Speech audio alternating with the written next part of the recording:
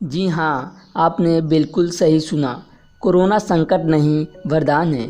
और इसे प्रमाणित करने के लिए मैं खुद आप सबको प्रकृति की दूत यानी कोरोना की आई चिट्ठी को पढ़कर सुनाना चाहता हूँ। Now go to ready for listen. Hello मैं कोरोना। मेरे प्यारे बच्चों, मैं जानता हूँ कि आप मुझसे मेरे इस नाम कोरोना से बहुत घृणा करने लगे हैं। यदि मैं आपसे भिक्षा में सिर्फ थोड़ी देर के लिए क्षमा मांगूं तब भी आप नहीं देंगे। आप क्षमा मत दो, मगर मेरे संदेश को अनिच्छुक भाव से ही सही सुने अवश्य, जो मेरे आका ने मेरे माध्यम से आप सबको पहुंचाए हैं। पहले तो मैं आप मानवों से यही पूछना चाहूँगा कि मैं इतना नफरत के योग्य क्यों?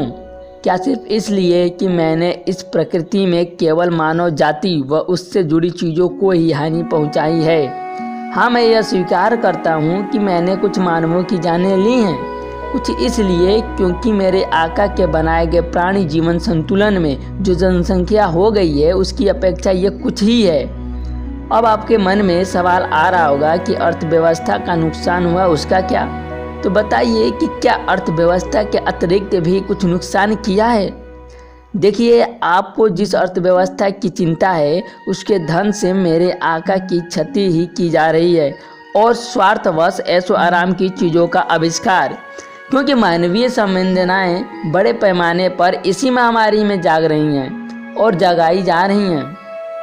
आप सोचते हैं कि यह आपका संकट है, मगर वास्तविकता में यह मेरे आका की संकट है। जिस तरह कुछ अवांछनीय चीज़ों के सेवन से आपका पेट अस्वस्थ होकर उल्टियां करता है, ठीक वैसे ही मेरे आका की ये उल्टियां हैं, जिसे आप कोरोना संकट के नाम से जानते हैं। जब आप नदी या समुद्र में कचरा फेंकते हैं तो इसका सारा कचरा उल्टी की भांति वापस बाहर आ जाता है। जैसे आप सब अपने बच्चों के अन्याय को नहीं छोड़ते, तो फिर मेरे आका अपनी संतानों को यानी पेड़ पौधे, पशु पक्षी, नदी, तालाब, वायुमंडल, इन सब के अन्यायियों को कैसे छोड़ते? कोरोना को हमने महामारी समझा। बेशक यह महामारी है और हम सब ने खूब खबरें भी देखी, मगर इसी बीच कुछ खबरों ने इसके सकारात्मक पक्ष को भी दिखाया, यानी कि इस महासंकट के बीच संकट मोचन कोरोना की। जी हाँ, सही सुना आपने, कोरोना संकट मोचन बनकर आया है। जरा सोचिए, इस महामारी की मार मनुष्य व अर्थव्यवस्था के अलावा अन्य प्राकृतिक चीज़ों जैसे पशु, साग सब्जी, वन, पशु पक्षी, पवित्र नदियाँ, वायुमंडल, इन पर क्यों नहीं पड़ी?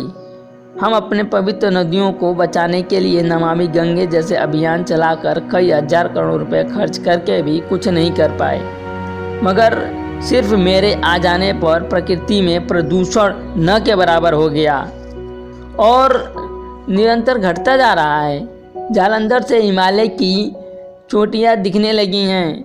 वहीं न्यूयॉर्क शहर में प्रदूषण पहले की अपेक्षा आधी हो गई है। इतना ही नहीं, मैं इस बार बड़े मकसद से आया हूँ। मैं महामारी प्रत्येक 100 वर्ष बाद अलग अलग नाम से आता हूँ, चाहे 1720 का the great plague of Marcel, या 1820 का हैजा, या 1918-20 का स्पेनिश फ्लू, जिसमें 5 करोड़ लगभग लोगों की मौतें हुईं। और अब मैं 2020 में कोरोना के रूप में फिर 2120 में पता नहीं किस नाम से आऊँ, मगर मैंने कहा ना, इस बार मैं किसी बड़े मकसद से आया हूँ। देखिए, इतिहास गवाह है कि सदैव पश्चिम के देशों के पास ही पूरे विश्व पर धाक रही है, मगर अब ये शक्ति मेरे जाने के बाद पूर्व की देशों की ओर होने लगी है। 2050 तक एक रिपोर्ट के मुताबिक चीन 48 ट्रिलियन का अर्थव्यवस्था बन चुका होगा, जो अमेरिका से भी काफ़ी अधिक होगा, क्योंकि मेरे आने के बाद अमेरिका को ही सबसे अधिक क्षति होगी। इसका कारण इसके हथियारों के बाजार को धड़ल्ले से तैयार करना, देशों के बीच हथियार के बिक्री के लिए युद्ध करवाना, सबसे पहले परमाणु बमों का इस्तेमाल करना है।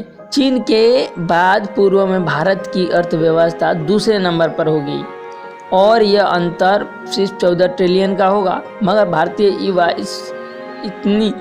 युवा इतनी प्रतिभा और ऊर्जा से भरी हुई है कि उसके सिर्फ एक कदम बढ़ाने से ही यह अंतर कोसों दूर हो जाएगा। इस प्रकार मैं फिर एक बार भारत को विश्वगुरु बनते हुए देखना चाहता हूँ, और फिर देखूँ भी क्यों ना। यही एक ऐसा देश है भारत जो पूरे विश्व में वसुधैव कुटुम्बकम की बात करता है। यही वह देश है जो सर्वे भवन्तु सुखिनः, सर्वे सन्तु निरामया, सर्वे भद्राणि पश्यन्तु मा कश्चित् दुःख भाग् भवेत्। इस प्रकार की विचारों को प्रसारित करता है। भारत के बिहार में फिर एक बार नालंदा जैसा विश्वविद्यालय होगा और उसकी पुस्तकालय भी विश्व की सबसे बड़ी पुस्तकालय होगी। और फिर कभी भविष्य में बख्तियार खिलजी जैसे सन की आक्रमणकारी उसकी क्षति न कर पाएगा। मैं कोरोना आप सबके बीच एक ऐसे विद्यार्थी के बारे में बताना चाहता हूँ जो योगी प्रदेश, जिसे आप सब उत्तर प्रदेश कहते हैं, इसके एक छोटे शहर के मेरे आका के घर में सुबह की पक्षियों की कलरव, मंद हल्की ठंडी पवन के बीच हरी हरी घास के तिनकों पर सूरज की रश्मियों के समक्ष बैठा ये सोचा करता है कि आज से लगभग 550 वर्ष पूर्व राजा महाराणा प्रताप अरावली पहाड़ियों के जंगलों में रहे थे, ताकि वो जान सके कि स्वतंत्रता और अधिकारों को पाने के लिए कितना दर्द सहना पड़ता है। उन्होंने पत्तल में भोजन किया, जमीन पर सोए और दाढ़ी नहीं बनाई। दरिद्रता के दौर में वो कच्ची झोपड़ियों में रहते थे जो मिट्टी और बांस की बनी होती थी। ऐसे समय में झालामान सिंह, शक्ति प्रताप सिंह, उस पहाड़ी के निवासी डोडिया भील, रामदास राठौड़ और हाकिम खान सूर जैसे शूरवीरों ने अपने राजा के लिए उन विदेशी हानिकारक वायरस से लड़ने के लिए अपने जीवन को अपने राजा के प्रति समर्पित कर दिया।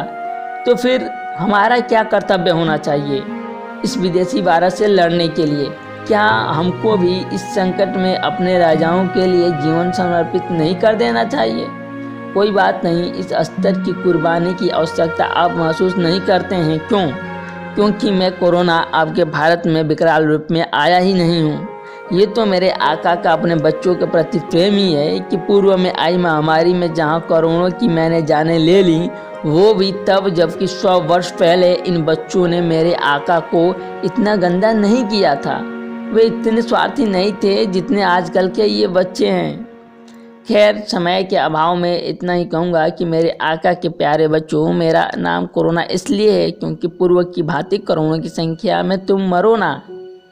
रुको रुको, अभी रुको, मैं समझ रहा हूँ कि तुम मरोना का तात्पर्य नहीं समझे। देखो, मैं अभी कुछ लोगों की जान के मरणासन का कारण बना, पर मेरे आका के बच्चों, क्या तुम इस बात की गारंटी दे सकते हो कि तुम्हारी बुराइयाँ परमाणु बम एनोला गेज, जिसके द्वारा परमाणु बम जापान पे गिराया गया वो विमान, 9M729, DF-26 और न जाने क्या क्या, ये सारी बुराइयाँ क्या तुम्हारी रक्षा कर पाएंगी? और तो और ये सब तो मान लिया कि तुम्हारी मनोरंजन की जिज्ञासा थी तो बना लिया, तो फिर अपने हाथ में जो परमाणु बटन लेकर चलते हो तो वो क्या बच्चों का झुंझुना है?